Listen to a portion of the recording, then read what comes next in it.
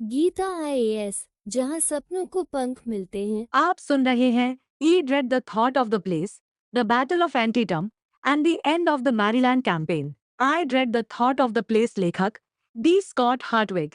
नमस्कार दोस्तों, इतिहास प्रेमियों।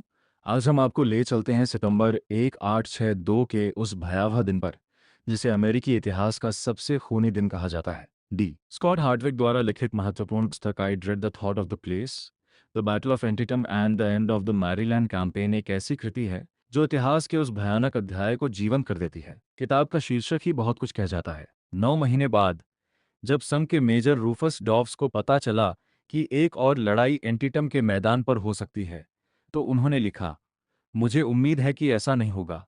मैं उस जगह के बारे में सोचकर ही कांप जाता हूं। यह एक ऐसे सैनिक की पीड़ा थी जिसने उस खूनी दिन को अपनी आंखों से देखा था। 17 सितंबर 1862 की वह सुबह मरियन के शन से खेत, मक्की के खड़े खेत और एंटीटम क्रीक का बहता पानी, सब कुछ इतिहास के सबसे भीषण नरसंहार का गवाह बनने वाला था। हार्टविग ने इस पुस्तक में उस दिन का हर घंटे का विवरण इस तरह प्रस्तुत किया है मानो हम स्वयं वहां मौजूद हों।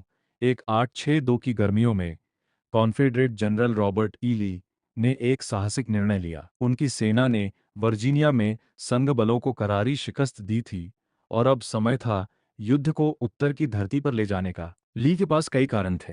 पहला, वर्जीनिया के युद्धग्रस्त खेत अब उनकी सेना का पेट नहीं भर सकते थे। उत्तर के समृद्ध खेत उनका इंतजार कर रहे थे।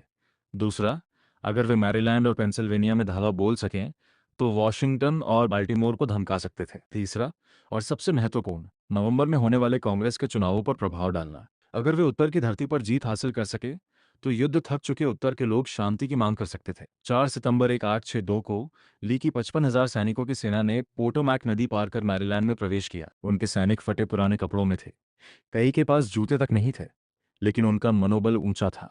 उन्होंने एक स्वतंत्र राष्ट्र के सपने को साकार करने के लिए उत्तर की धरती पर कदम रखा था। दूसरी ओर वॉशिंगटन में हाहाकार मचा हुआ था। राष्ट्रपति लिंकन के पास कोई विकल्प नहीं बचा था। उन्होंने उस व्यक्ति की ओर रुख किया जिसे वे नापसंद करते थे, लेकिन जो सेना को संगठित करने में माहिर था, जनरल जॉर्ज बी मैकक्लेलन। मैकक्लेलन ने सितंबर की शुरुआत में 1,02,000 सैनिकों की एक विशाल सेना लेकर वॉशिंगटन से कूच किया। वे धीमे थे, सतर्क थे, लेकिन उनकी सेना शक्तिशाली थी। उनके सैनिक उनसे प्यार करते थे क्योंकि उन्होंने उन्हें प्रशिक्षित किया था, उनकी देखभाल की थी। 9 सितंबर को ली ने एक जोखिम भरी योजना बनाई। उन्होंने अपनी सेना को 4 हिस्सों में बांट दिया। स्टोनवॉल जैक्सन को लगभग 2/3 सेना के साथ हार्पर्स फेरी पर कब्जा करने भेजा गया, जहां एक संघ गैरिसन तैनात था। बाकी सेना हेगरस्टाउन की ओर बढ़ी। ली ने अपने सभी कमांडरों को विस्तृत निर्देश दिए। स्पेशल ऑर्डर्स नंबर 191, लेकिन भाग्य को कुछ और ही मंजूर था। 13 सितंबर को फ्रेडरिक शहर के पास एक मैदान में 27वीं इंडियाना रेजिमेंट के कॉर्पोरल बार्टन मिशेल ने जमीन पर सिगार के 3 पत्तों में लिपटा एक कागज देखा।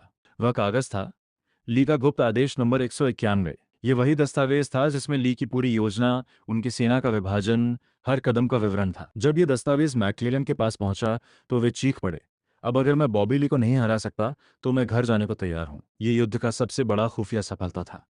ली की अलग अलग फैली सेना को टुकड़ों में नष्ट करने का सुनहरा मौका, लेकिन मैकक्लेलन की सतर्कता उनके काम आ गई। उन्होंने सोचा कि यह जाल हो सकता है। उन्होंने दस्तावेज की पुष्टि करने में 18 घंटे गंवा दिए। वे 18 घंटे जो शायद युद्ध का रुख बदल सकते थे। 14 सितंबर को दोनों सेनाएं साउथ माउंटेन के दर्रों पर भिड़ गईं।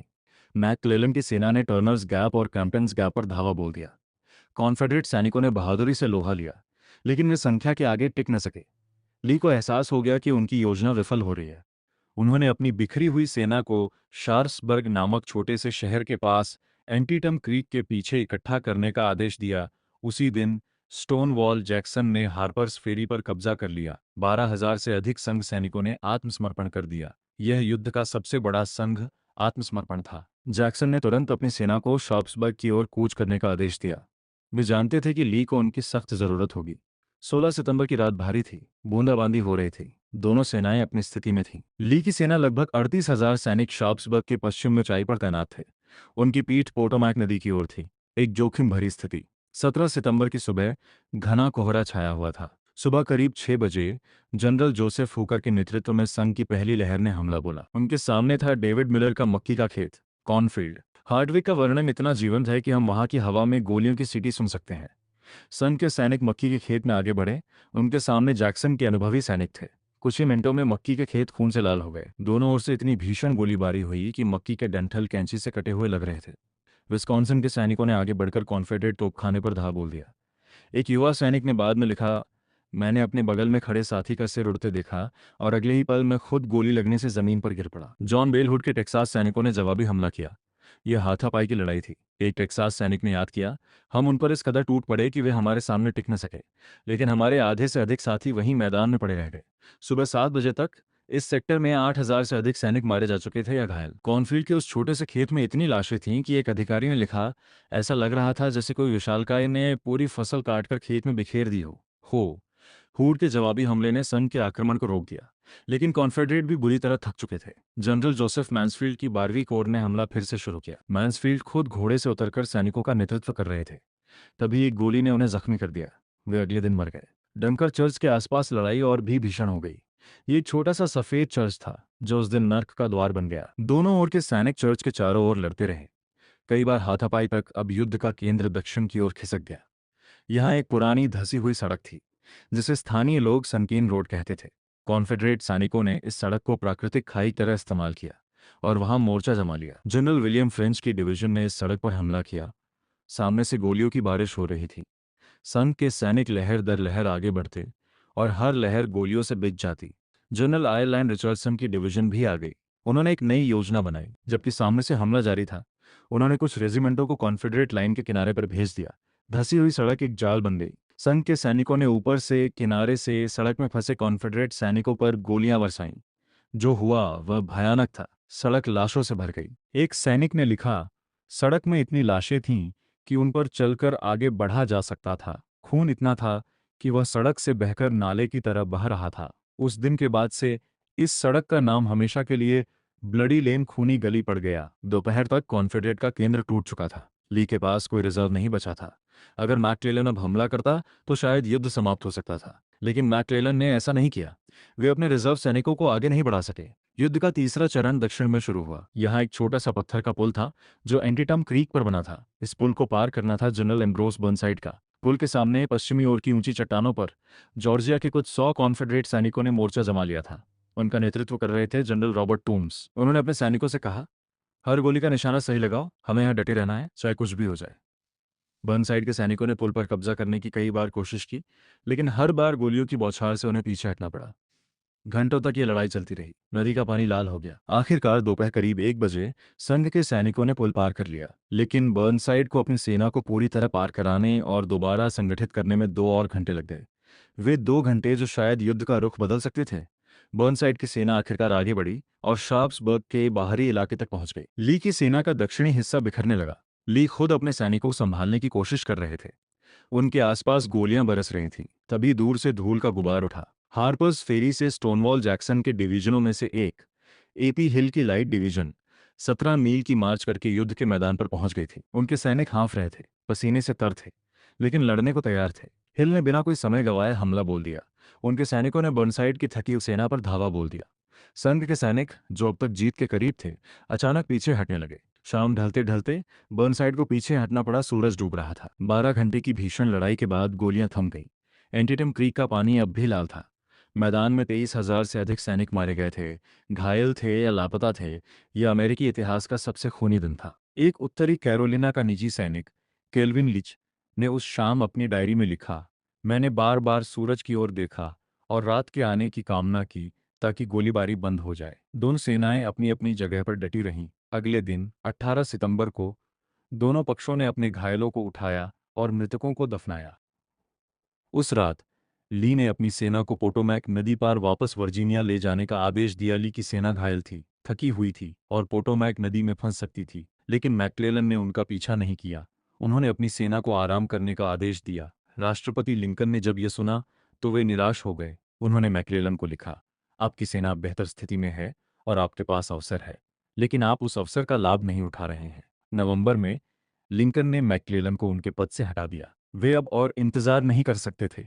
हालांकि एंटीटम सामरिक रूप से अनिर्णित था, यह रणनीतिक रूप से एक महत्वपूर्ण मोड़ साबित हुआ। ली का उत्तर पर आक्रमण विफल हो गया था और इस विफलता ने राष्ट्रपति लिंकन को वह अवसर दिया जिसकी उन्हें तलाश थी। 22 सितंबर 1862 को युद्ध के 5 दिन बाद लिंकन ने प्रारंभिक मुक्ति उद्घोषणा इमेंसिपेशन प्रोक्लेमेशन जारी की।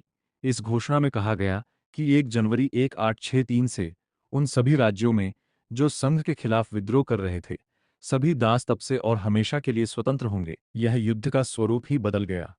अब यह केवल संघ को बचाने की लड़ाई नहीं रही, बल्कि यह मानवता को मुक्ति दिलाने की लड़ाई बन गई। हार्टविग लिखते हैं, एंटीटम का महान रक्तपात वह क्षण था जब युद्ध से पहले वाले राष्ट्र में वापस जाना अब अकल्पनीय और असंभव था। इस घोषणा ने यूरोपीय शक्तियों, विशेषकर ब्रिटेन और फ्रांस, को कॉन्फेडरेसी को मान्यता देने से रोक दिया। वे एक दास आधारित राष्ट्र का समर्थन नहीं कर सकते थे। हार्टविग की पुस्तक का सबसे मार्मिक पहलू यह है कि वे हमें उन सैनिकों की मानसिक पीड़ा दिखाते हैं जो उस दिन बच गए थे। वे लिखते हैं कि कैसे युद्ध ने उन्हें हमेशा के लिए बदल दिया। कैल्विन लीच ने लिखा कि उन्होंने इतनी मौत और पीड़ा देखी थी कि उनके बाल सफ़ेद हो गए और मेरी आत्मा पत्थर में बदल गई। और फिर वही वाक्यांश जो पुस्तक का शीर्षक बना, मेजर रूफस डॉव्स। जब 1863 में उन्हें पता चला कि एक और लड़ाई एंटीडम के पास हो सकती है, तो उन्होंने लिखा, मुझे उम्मीद है कि ऐसा नहीं होगा। मैं उस जगह के बारे में सोचकर ही काम जाता हूँ। ये वाक्य उन हजारों सैनिकों की पीड़ा को व्यक्त करता है जिन्होंने 17 सितंबर 1862 को एंटीटम के खेतों में देखा था। वह दृश्य, वह गंध, वह ध्वनि कभी उनका पीछा नहीं छोड़ी। डी स्कॉट हार्टविग ने अपनी इस पुस्तक में एंटीटम की लड़ाई का सबसे विस्तृत, सबसे मानवीय और सबसे गहन विवरण प्रस्तुत किया है। 976 पृष्ठों का यह महाकाव्य न केवल सेनापतियों की रणनीतियों को दर्शाता है, बल्कि उस आम सैनिक के दिल की धड़कन को भी पकड़ता है जो सुबह उठा और शाम तक या तो मर चुका था या हमेशा के लिए बदल चुका था। हार्टविग लिखते हैं कि एंटीटम वह क्षण था जब अमेरिका को एहसास हुआ कि यह युद्ध छोटा नहीं होगा, आसान नहीं होगा। यह एक ऐसा घाव था जिसे भरने में सदियां लगेंगी। आज जब हम उस युद्ध के मैदान पर खड़े होते हैं जहां कभी खून से सनी मिट्टी थी, वहां अब शांति है। कॉर्नफील्ड में फिर से मक्खी उगती है। ब्लडी लेन अब एक शांत सड़क है। बॉर्नसाइड ब्रिज पर अब पर्यटक तस्वीरें खींचते हैं। लेकिन उस जगह की याद, वह आज भी हमें सिखाती है। वह हमें युद्ध की भयावहता सिखाती है। वह हमें मानवीय पीड़ा की गहराई सिखाती है। और वह हमें उन लाखों लोगों का सम्मान करना सिखाती है जिन्होंने अपने प्राणों की आहुति दी ताकि एक नया स्वतंत्र अमेरिका जन्म सके। जैसा कि हार्टविग अपनी पुस्तक के अंत में कहते हैं, एंटीटम का रक्तपात व्यर्थ नहीं गया। उस रक्त ने एक राष्ट्र को बचाया और लाखों लोगों को स्वतंत्र किया, और यही उस दिन की सबसे बड़ी विरासत है। तो दोस्तों, ये थी डी स्कॉट हार्टविग की महान पुस्तक I dread the thought of the place की कहानी। एक कहानी जो हमें सिखाती है कि युद्ध केवल आंकड़े नहीं होते। 30,000 मारे गए, 12 घंटे, 55,000 सैनिक, यह हर उस नंबर के पीछे एक इंसान की कहानी है। एक बेटा, एक पिता, एक पति, एक दोस्त। ये पुस्तक हमें यह भी सिखाती है कि इतिहास के बड़े मोड़ अक्सर छोटे छोटे निर्णयों पर निर्भर करते हैं।